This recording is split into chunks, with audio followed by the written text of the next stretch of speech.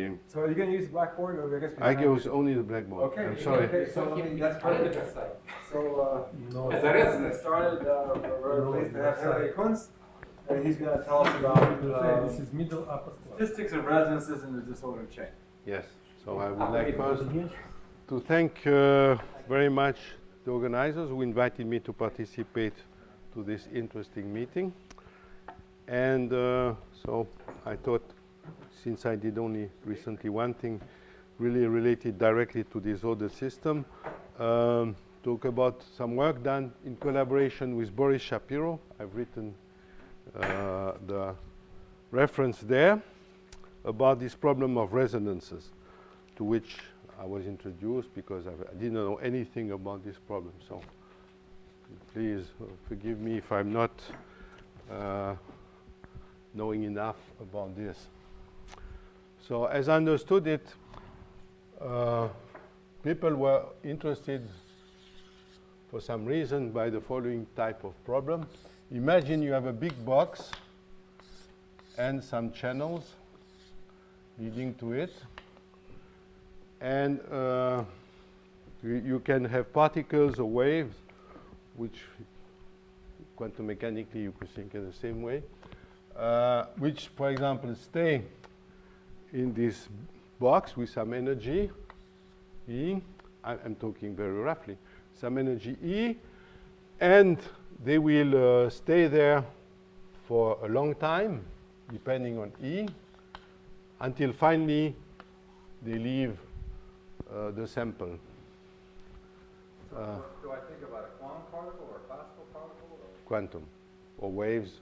I mean, waves, or but I'm talking, you know, the language of particle, even for quantum mechanics. To have, I know all this is strictly speaking wrong, but okay. And two situations were considered. The one where this box is just a regular box, and the wave is reflected on the walls of the box, and the box has different shape. So, for example, it can be, let's say, a stadium, a well-known case, a stadium, and I know channels like this, for example, because it is known that classically the stadium is chaotic, fully chaotic system, so it's interesting to know what is happening quantum mechanically. And then people are interested by the fact that effectively, in this case, the time spent in this box will be random, even in such a case, apparently, and will have some kind of distribution. And the problem is to find the distribution of, and usually we think of the inverse of this time in some proper units that I call y, and the problem is finding the distribution, probability distribution of these inverse of times, which are basically energy or width of resonances. That's how it's called. So these will be, from the scattering point of view, resonances, and you are interested by the width of these resonance and their distribution. So this was the case of regular billiards, you could say. And this has been described by a following model, since we know that this model has a lot of success in quantum chaos, by replacing, in this case, this box by a random matrix of the Wigner ensemble, which can be GOE or GUE. And then studying, depending on the number of channels, now you have a really random problem. Study the statistic of resonance for this random matrix problem with a certain number of channels.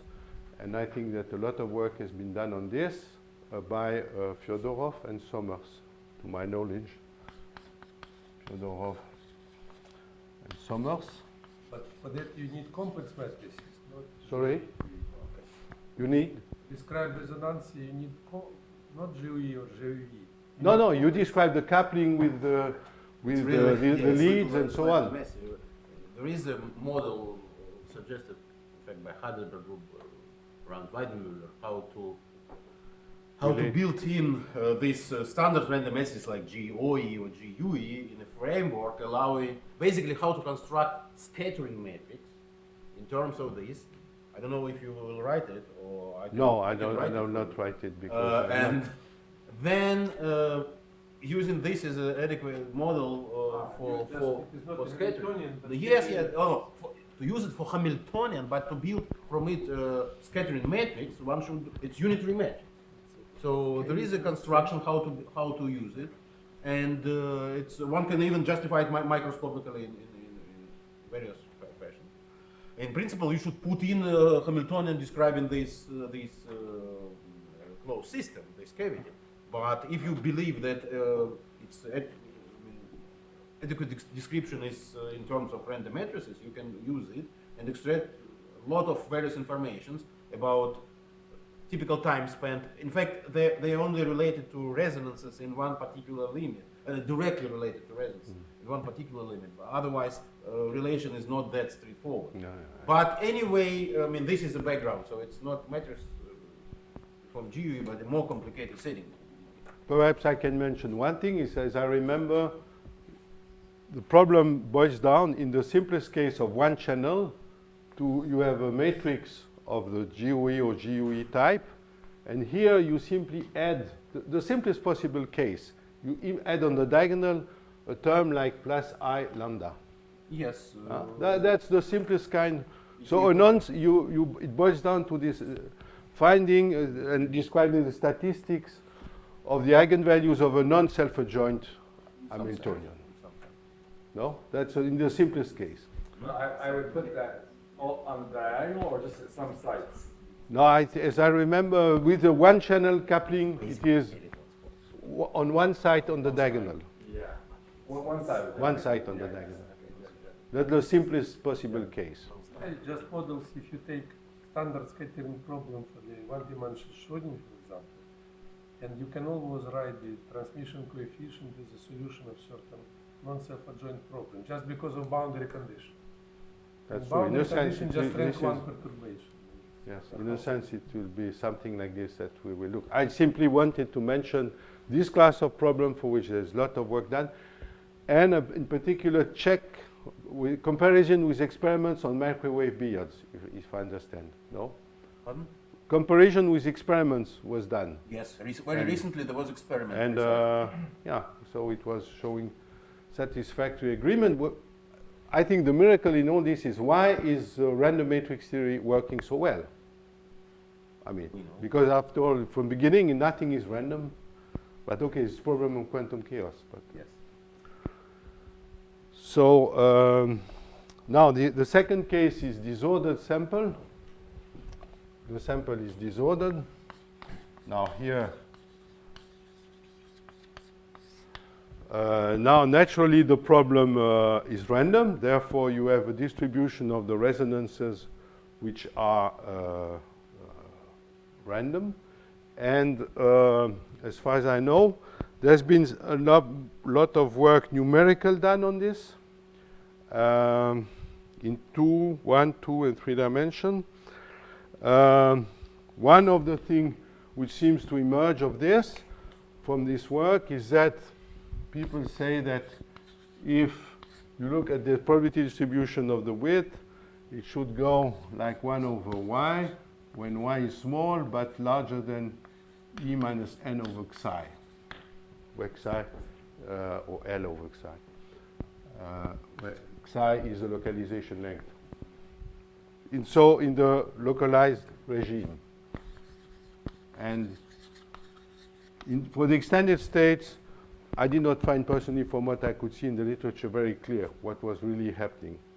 But it was, the hope is to see, for such a problem, a distinction between localized and extended states by looking only at the statistics of energies, a bit like with the Kohn and Tauler's idea of perturbing the system at the boundary and seeing the sensibility of the eigenvalues to this perturbation, you can see if you are in an extended or localized regime. But one is thinking that in the case of extended states, the y typically should be at least of the order of in the diffusive regime of the so-called Tauler's energy, which is G over L squared in this case. That's all I could personally see. And about the localized regime, there's been some work by Fyodorov and Titov, who considered correlation functions of time delays, related this to this, and they got in some region some behavior like this. In 1D, they were looking at one dimension, and at some other region, they got 1.25. When they say in a broader region. Okay, maybe. So what's the statement, this last statement? That in some broader range, it seems to be fit better by 1 over y, 1 plus 2 phi. I don't know. But now, can you tell me, I didn't quite understand what this y is again. I will perhaps, That will come. okay, come later, because I'm only just giving a brief sketch of what is happening that I know. Now let me therefore talk about what we did. We considered the one-dimensional situation and the following model. So we wanted to look at the simplest possible case, which is one channel and one dimension. So, and we even idealize the disordered system as an infinite system. So this is a disordered system. And here is a side that I call, let's say 1. Here's a side that I call 0. And here, so this is the lead, or we serve as a probe. So I don't know. Okay, so it is perfect. No disorder here. And you say that in terms of hopping, I put the hopping 1 here. And for some reason, the hopping between the side 0 and the side 1, the beginning, I put square root of beta. And here, the hopping is 1, 1, 1, 1, everywhere. And so we want to study the following problem. We have a wave in the stationary picture. We have a wave on this lead like this, exponential I minus I k n, with k complex, real part of k positive, and in fact also imaginary part negative. Well, not real k, but sine k, but okay, sine k positive, sine real part of k positive, imaginary part of k negative. And we want to solve the Schrödinger equation for this system. So, and the energy, I call it Z, is minus 2 cos k. And eta describes the coupling of the lead to the disordered sample. Now, this problem can be reduced to the following problem. Find the eigenvalues of a non-self-adjoint Hamiltonian that I call H tilde, which is H minus eta EIK, and here I use the notation of physicists. The projection on the site 1, this is the first site of the disordered sample. H is simply the Anderson Hamiltonian of the chain beginning to 1 up to infinity. When you talk about the chain, you mean this the tight binding model, or? It's tight binding. Everything is tight binding. Everything is tight binding. So, do you want to have the derivation of this? I think we can take it for granted. So you see that you have a non-self-adjoint problem to solve, and effectively what it boils down is the following problem. Find the roots of the equation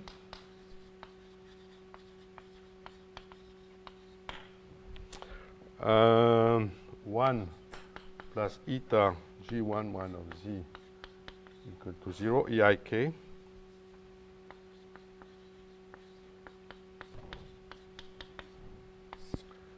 and z is equal minus 2 cos k. And G11, is there something to erase?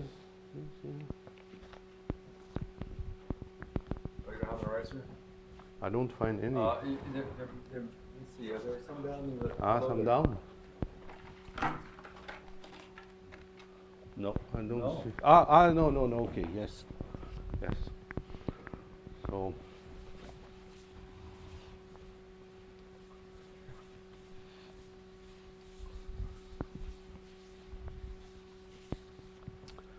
and J11 of Z is simply matrix element of Z minus H. H is the Anderson model in 1D. Matrix element 1, 1. And that D11 has the,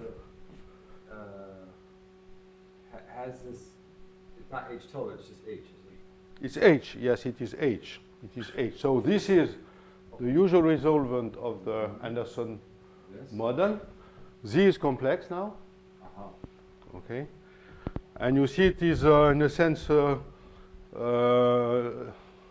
an eigenvalue problem, but where the Hamiltonian depends also on the eigenvalue. So it's not such a... You have a Z there that's real, right? That's why.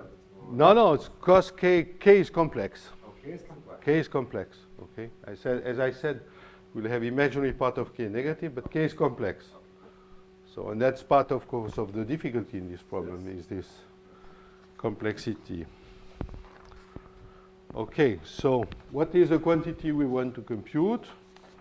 We want to compute what we will call, well, first of all, so if I write Z as X plus IY and Z alpha, X alpha plus Y alpha, the complex values of the resonance, Z alpha, then I'm interested as the quantity that we can call average density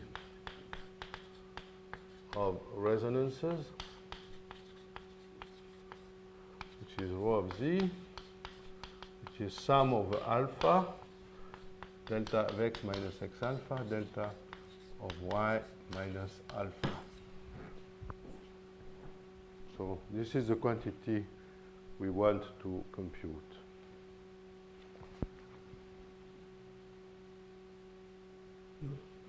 You fix the length of the interval? Now, here I look at the infinite system, semi-infinite system. You can also look at the problem with finite n, but in certain limit, it does not change anything. This reflection. Sorry? It's just the wave going to the left. The wave goes to the left here. There are two channels problem where you could have the sample like this and the two leads like this. That's another type of problem. It's, all these problems are, this is a more complicated problem, but I think the simplest thing to understand is the first one. I don't say that there's still a lot of work you can do, but let's look already at this case. So here we will consider the energies of the random Anderson model as identically distributed random variables. This will play some important role. And in order to attack the problem, we will do this. We will use systematically. Your EJs or epsilon Js, that's your potential or not? Yeah, that's the potential. The potential at site J. And so we will use systematically these relations, which is very general, that I call Sj of Z. And Sj of Z are quantities which satisfy the following relations.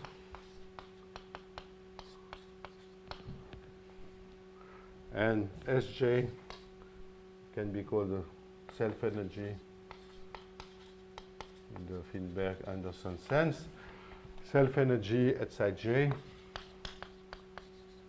which is in fact, in this case, specific one-dimensional situation, Sj is Z minus Hj minus 1Jj, where Hj denotes the half-infinite system beginning at site J up to infinity.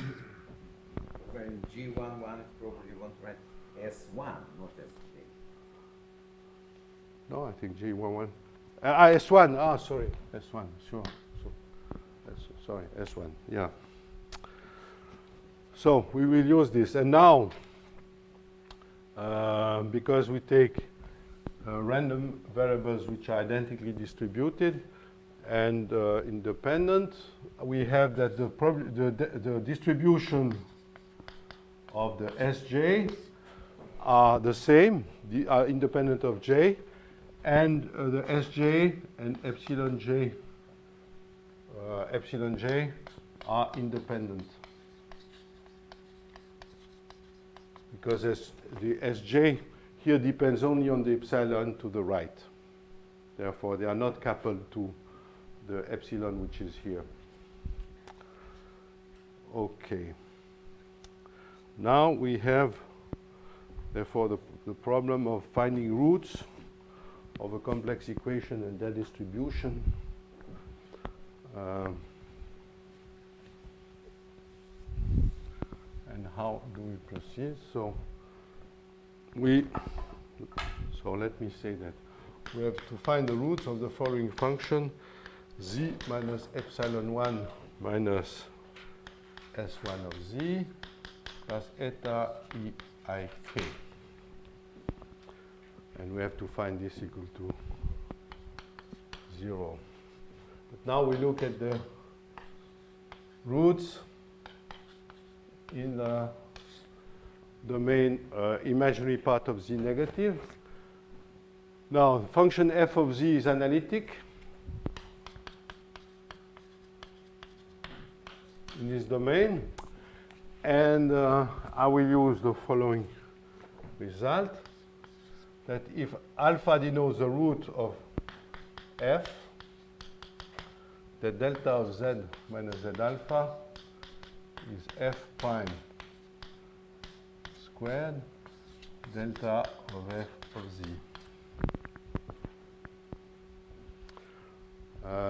This is really an identity we will use a lot.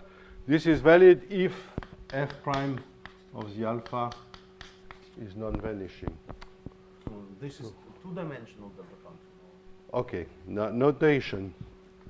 Delta of f means delta of real part of f times delta of imaginary part of f.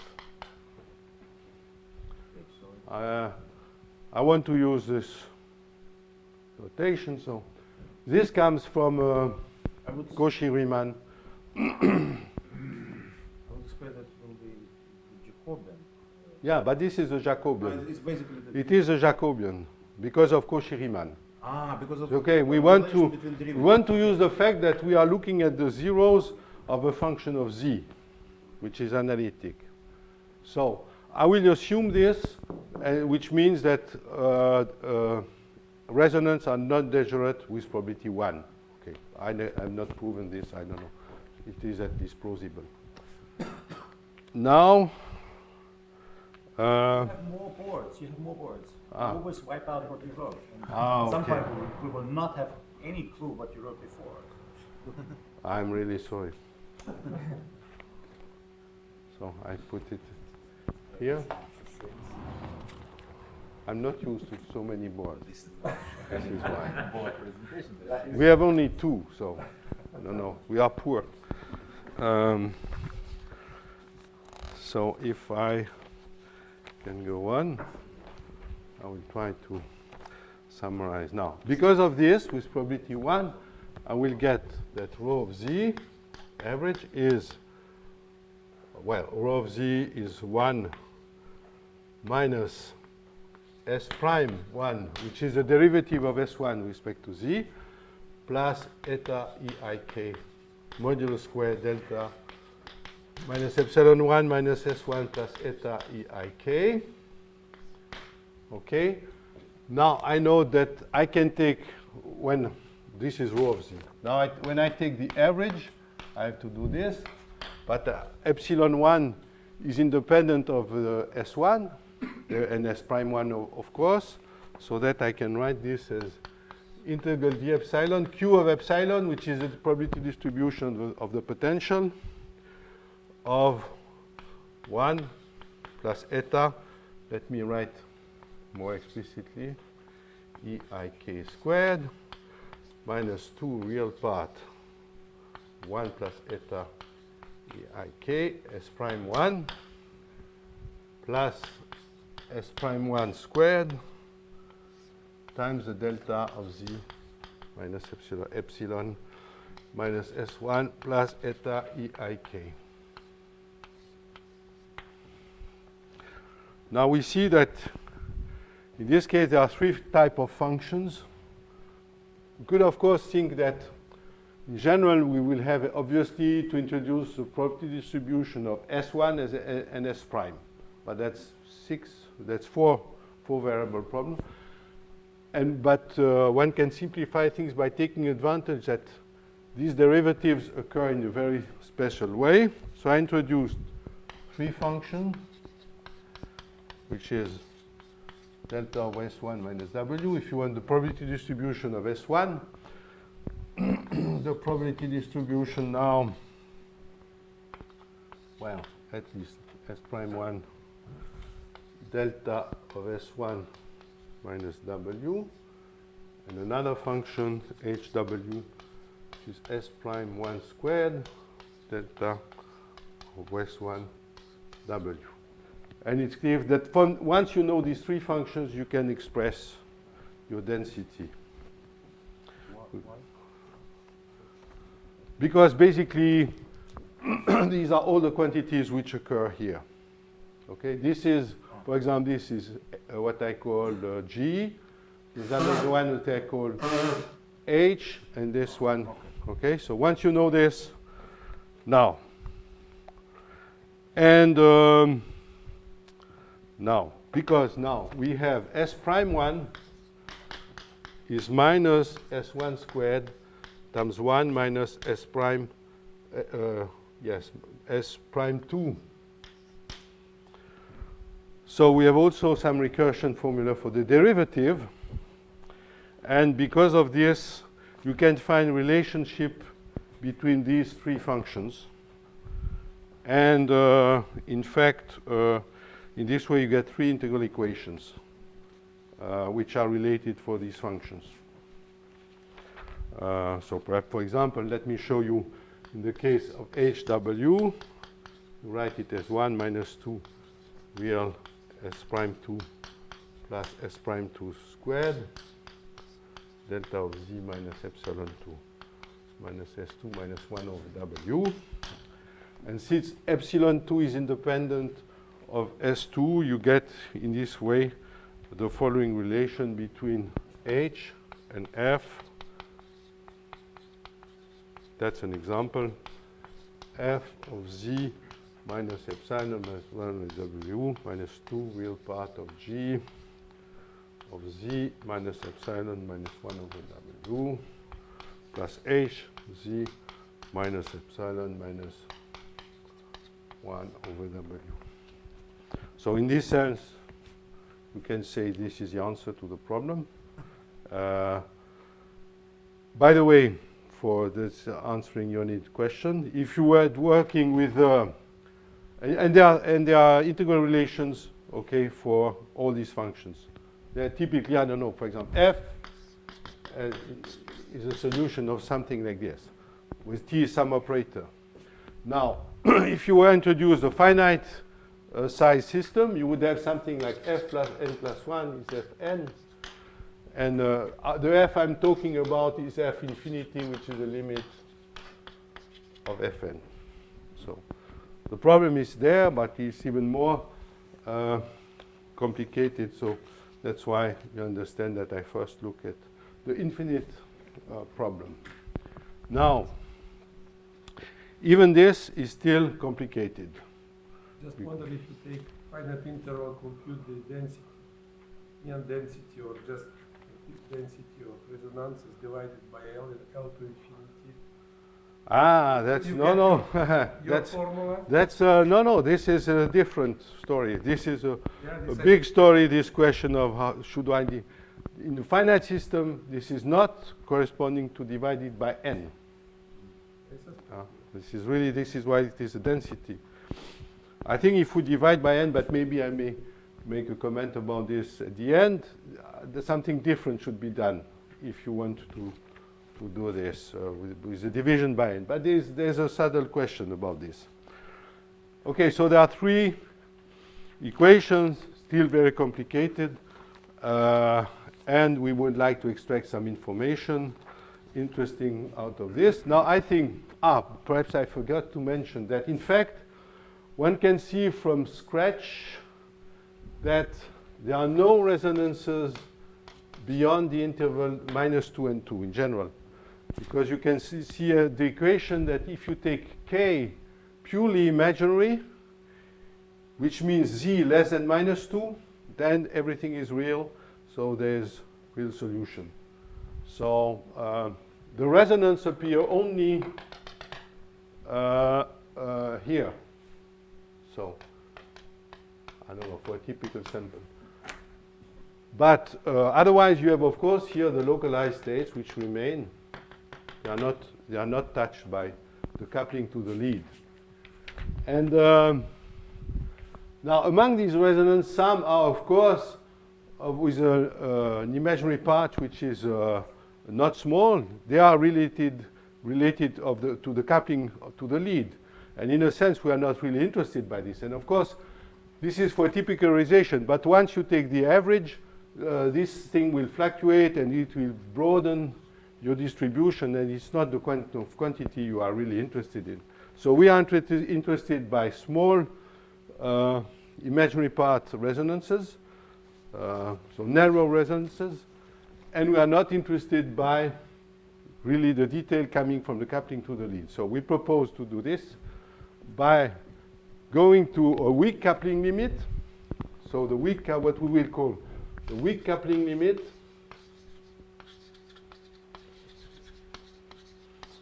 consists in taking the coupling, which is eta, this parameter eta, to 0. But since at the same time the width of the resonances will become very small, so we will have also y become of the order eta. So we rescale the problem so that we compute things only on the scale of eta, so only the small resonance appear. May I erase this? Inevitable now. Inevitable. Yeah? I That's can. better, actually. Yeah. Better, sorry. So if we do this weak coupling, so I introduce now rho hat of xy, big X, big Y, limit of eta tend to 0, of eta rho of x minus eta y. And this is the quantity I will look at now in this weak coupling. So it's the rescaled density. Now, in this case, a lot of simplification occurs. For example, this function that I call f of w was, can be written, if I write w is w1 plus I w2, it's a function of these two variables. But now I can write it as a function of w1 and then eta w2. So I rescale always all the imaginary part. And once you do this, everything becomes more simple. There's only one equation because all these three functions are related.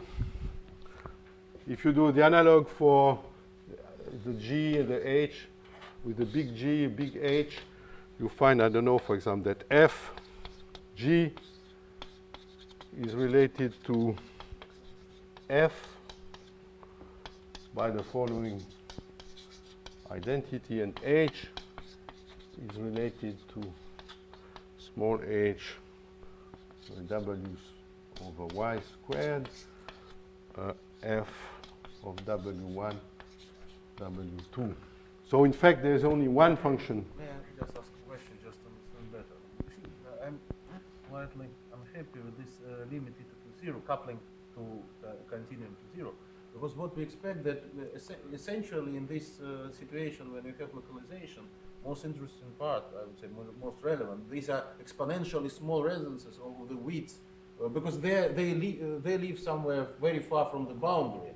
And therefore, their eigenfunction overlaps with this point of contact exponentially small, so their width is extremely small. And we expect that irrespective of the fact whether you have strong coupling or small coupling, I mean, if they sit for the one or whatever, this part is not changed because this is intrinsic part of one-dimensional localization. On the other hand, you insist on doing this scaling of eta to zero and pick up some specific part of this distribution. I just wonder whether really the part that you pick up knows about this narrow localized resonances. This is not that easy to It knows something. I cannot say, I mean, the quantity will occur, which will appear finally, will be quantities which occur, which describe what is happening inside the bulk of the system. So all the quantities will be probability distribution inside the bulk, characteristic of the Anderson problem. That's all I can say. I could comment about the other question of small width and going large in the end, if you allow me to say so, because it's I think it's a difficult question, and I think that I checked this. In your case, what you claim to compute also is this one, the same quantity. Yes. So you know, I was. You don't divide by n. Small I know you look at correlation of time delays, but then you have an argument to relate it to the width, to the distribution of resonances with some kind of scaling. Right. But the quantity you start with in the first page of your paper is also a priori. You are talking about the same quantity that I call rho xy. Rho of xy definitely, but we never employ this. We never use weak coupling. I agree, but you, in principle, so you know, I don't want to analyze. I cannot analyze in full these three equations. Maybe somebody. I mean, it's a question of time. Also, I'm getting old, so just to understand what the meaning of your result and limit. No, okay. So we. At least this weak coupling is a way to avoid things which are too much related to the lead. Maybe. You may think it's still too much related. I don't know. At least this is one step. Maybe one should do more. I cannot. So let me at least now trying to. Now I will erase this. Now we write the quantity we have to look at now. But maybe my reasoning could be made in your favor, because indeed, if the main part is not dependent on the coupling, you may exploit. I think maybe it's correct. About this question of very small and large but finite, I mean, we may argue a lot, but I prefer to put this in the end, if you don't mind. I first say what we did. Then it's another question what I should have done. So it's 1 over y cubed. Now 1 minus x squared over 4. This represents the fact that we are inside the unperturbed spectrum. And dr q of x minus r times p r 1 over y square root of 1 minus x squared over 4 minus 1. And this quantity p of rj represents a probability distribution of self-energy, basically. And it is satisfies the following integral equation: dr prime q minus r minus r prime p of r prime j over r squared minus 1. So this is a simplification. And this quantity is a quantity which describes something happening in the bulk of for the Anderson problem, a certain distribution probability of the self-energy, with real and imaginary part. Now, at this stage, once again, you can stop, or you can say, but still it's a bit complicated. What can I extract of this which is simpler, and maybe compare that is to this numerical work that I mentioned, that this rho hat of x should decay like 1 over y for small y. This is so small y, which means large j.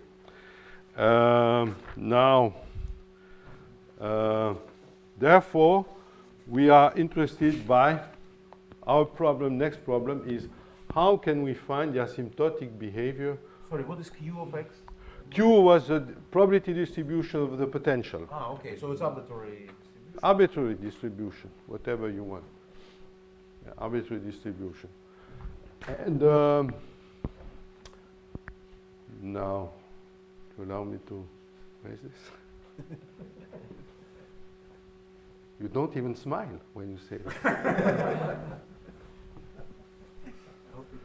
So we're not worried about 1 over y cubed because of the scaling that we do. Yeah. This thing does not need to be normalized. When No, I integrate no. x and y, I don't have to get 1. But even the other did not have to be normalized, because in a finite box, the other, if you integrate over x and y, the integral is n in a finite box. That's right. You don't scale by 1 over n. Just leave it in there, take the limit, and then of course the total mass of the Yeah, distribution. that's a density. This is why I call it's not a probability, it's a density, and it does not have to be normalized. So basically now, for the remaining part, I hope I can do this, we will show that P of Rj, we have the problem of the asymptotics of J large. If you want the y small, it is J large of P, and the claim is that this is alpha of R plus 1 over J squared plus a term 1 over J cubed plus something, so that finally the dominant term is rho x of y is the dominant term is nu x psi x over 2y plus something, where nu of x is the density of state of the Anderson model, and psi of x is localization length, inverse of Lyapunov exponent. So this is Sorry, this is going to be density resonances, is that right? yes, yeah, the density. So we get this 1 over y thing that people said characteristic of localized state, and the scale, the proper scale, if you note, is given by the localization length. So localization length is large, very large, which is washed out, and so on. Now, since I have some time, let me. So this agrees with numerics when you do the full system? Yes, it agrees with numerics up to some point. I mean, it does not agree with what they say in the article, in the sense that they said in the broad, at least they say, you say in your article that in the broad range, it is better fitted by 1 over y 1.25. Okay, we found it here for some plausible but not very, how to say, from quite speculative argument. It was But, an integral which we tried to estimate, and then. But at least often in the numerical literature, 1 over y is reported. Okay, this is what I can say. Even in apparently in 2D and 3D, in the localized regime. Is that just a response to writing that this is exponentially small, like exponential minus? Yeah, this is why there's an argument, though, perhaps that if you have indeed here the wave function which corresponds to this resonance is located as a point x, and this was the lead here, then this wave function is typically e minus x over xi, and if you assume that so that's the width should be given by this, but with a factor of 2, so y should be typically e minus 2x over xi, because here it's very small. If you assume that the position x is uniformly distributed, you get 1 over y for the distribution of y. So in this sense, it fits with this argument that what is happening is related to the exponentially localized states. So, I just comment that it also fits to the argument that it doesn't depend on eta, because the only function which is where the eta drops out if you do the scaling is 1 over y. you Just say put what? y into this function and eta doesn't appear anymore, then this is also. Yeah, but I mean, In a sense, the function rho is still a very complicated function of y. It is only asymptotically that it is 1 over y. Yeah, but if one wants to have that result which is not dependent on eta, because it describes all these states localized very far from the edges, then you have to have this on top. Okay. So this is saying that I'm just trying to get some intuition. So you're saying that as I get near the axis, the resonances get more dense, Yeah. right? Yeah. Yes, That's and what I'm saying. oh, now how much time do I have? A little over 10 minutes. 10 minutes. So maybe I can give you the hint for this, because I find it interesting that how is appearing in these formulas finally nu and psi also. So for this we have to look at the asymptotics of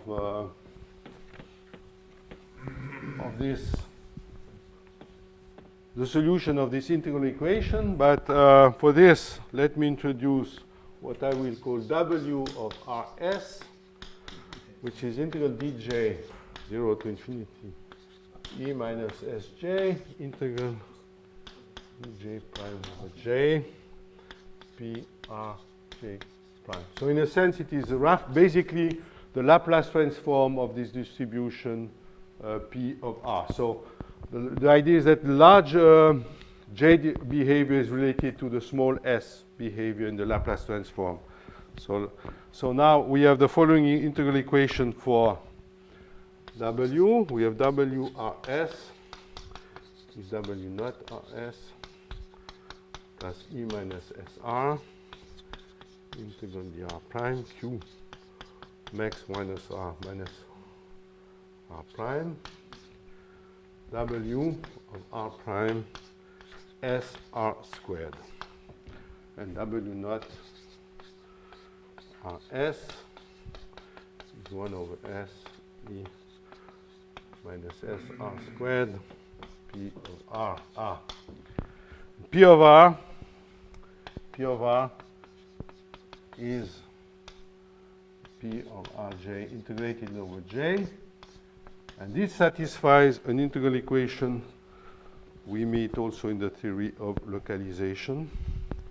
It's related to the density of, which it allows to give the density of state. But so we have this integral equation written in this form, and now we will look for small h. We do the ansatz. We do the ansatz.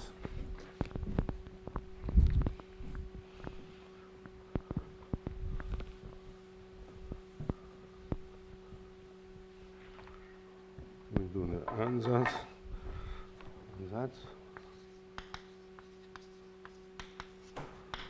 W over S is AR log S plus BR plus something. So there's a log in this coming out, and you find that indeed it is so if R A of R satisfies the integral equation Q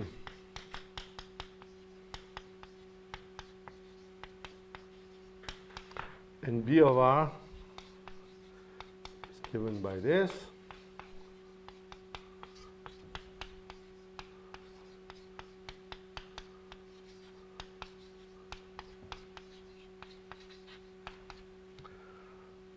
Now, of course, here the solution of this is simply A of R is equal to a constant that I will denote minus A, because this is a solution to this equation. It can be shown to be the only one. But now you see that it will give, if you go back to J, this will give the asymptotically 1 over J squared term. So the question is to compute A. But now we have the second equation, and the condition that the second equation has a unique solution is that this B naught should be orthogonal to the solution of this, the largest, the eigenvector corresponding to the largest eigenvalue of this operator. And this is a condition which is R, because I've not written B naught. This is R squared P of R plus A of R log R squared.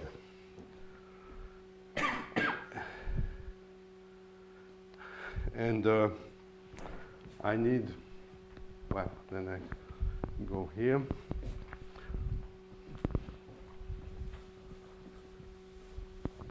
Now, let me call phi of R solution of the following equation, integral dr phi of R q of x minus R 1 over R minus R prime. It turns out that phi of R prime is simply 1 over R prime squared P of R prime, 1 over R prime.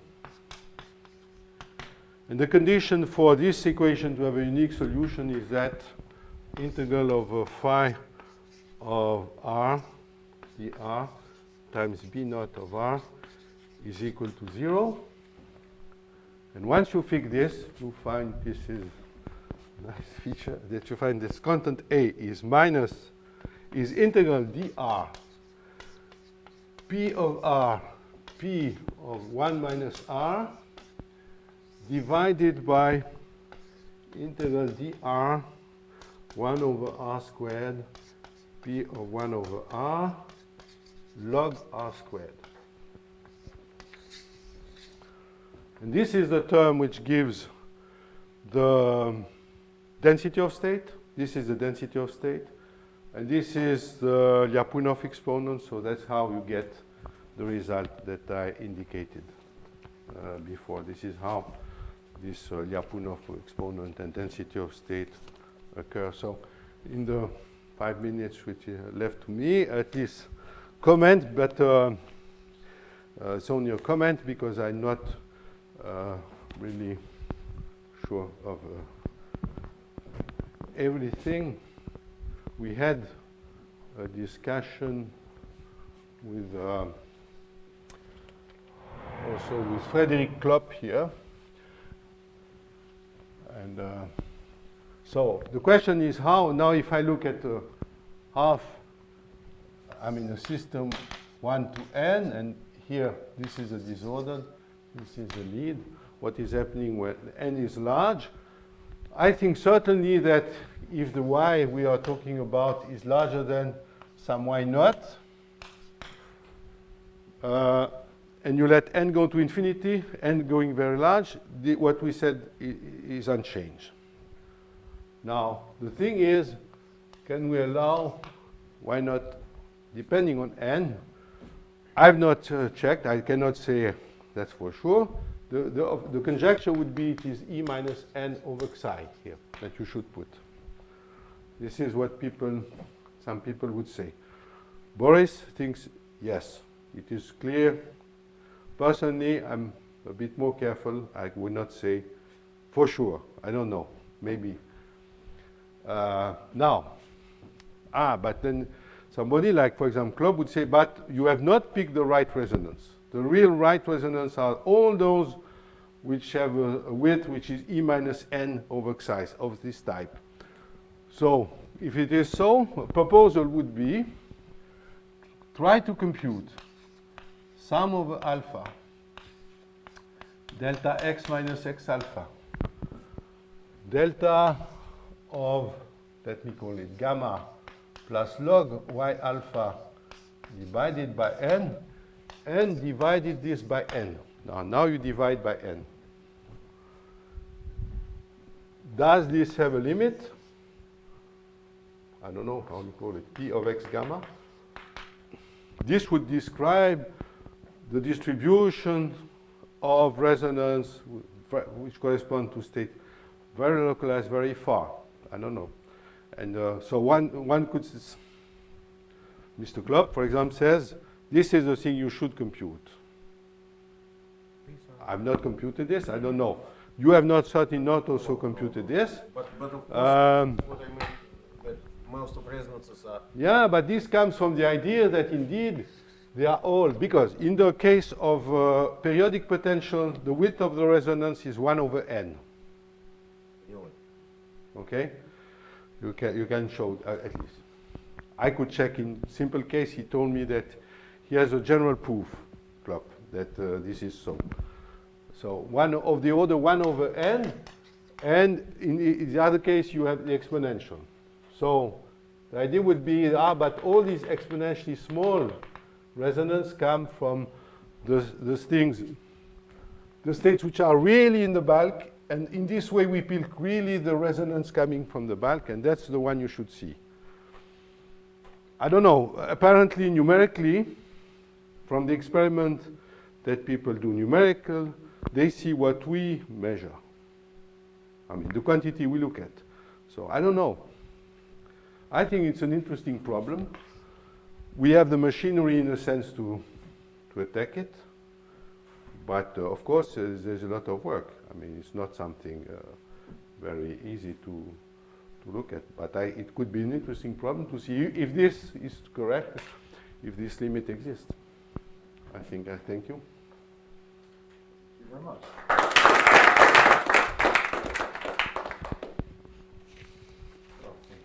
Questions or comments? So, from the quantity that you computed, maybe what is the physical quantity that expresses via that? You mean this density of resonance, the Yes. rho of xy? Yes. Y is rho of xy, the average. You mean, for example, I'm not sure it's not self-averaging, so. This is why I'm asking, in fact. But In fact, this is what you are thinking about. No, I'm just, maybe there is a quantity that you can prove independently self-averaging and then express it via this rho. I don't know, it may happen. No, but I. By average rho or Just by what is precise the- density? Of What is the physical quantity which characterizes this scattering problem that can be expressed or calculated by using the rho that they compute? Wigner Wigner time delay, but again, average Wigner time delay, average Wigner time delay, What is the definition? which is clear, which is not very informative quantity. You see, Boris, what is the definition of Wigner time delay? I think this rigorous definition is derivative of this. Of the sketch, It is not a question of derivative. It expresses something. yes, right? it will be sum of Lorentzians centered at a position of x and y. yeah, I mean, in general, that's how you Wigner express time delay. White Wigner formula Precisely, with what this. does it characterize? Typical time which you spend inside your sample. But the problem is that average time delay is more or less trivial. One can show it just more or less related with mean spacing in the sample. And in terms of this average quantity, only average time delay will be characterized, which is not very informative. And basically, yes, this is the answer. But still, it shows. Well, but wait a minute. In your paper, Yes. you relate this quantity to the correlation, to Fourier transform of the correlation of time delays. Only So- some piece of it. Only some piece of it. This was our problem, that we were not able to relate it one to one. But it was just some. Using some kind of scaling limit. Yes. Yeah. That's why we only accessed a part of this distribution, not the whole one. Yeah, but I mean, the resonance themselves, I mean, rho of xy, and not average, rho of xy. But I Without have taking also them. net self-averaging, but we Huh? don't care. But why you'd like to? But, Extract them from experiment. So density of resonances in complex plane, it's the right experiment.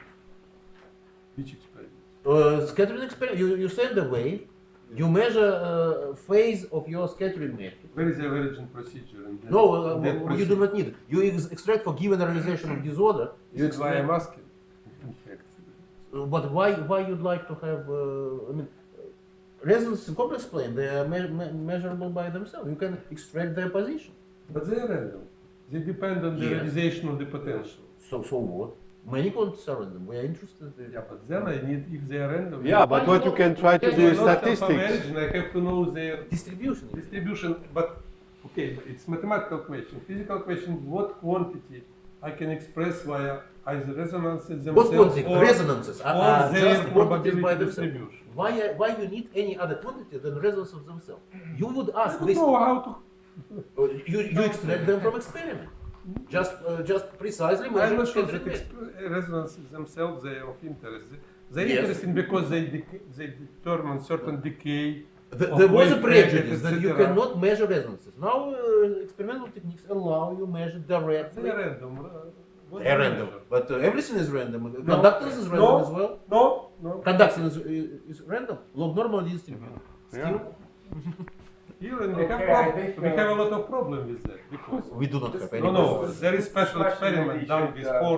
No, yeah. Privately, no. and let's thank Herve once again. Yeah.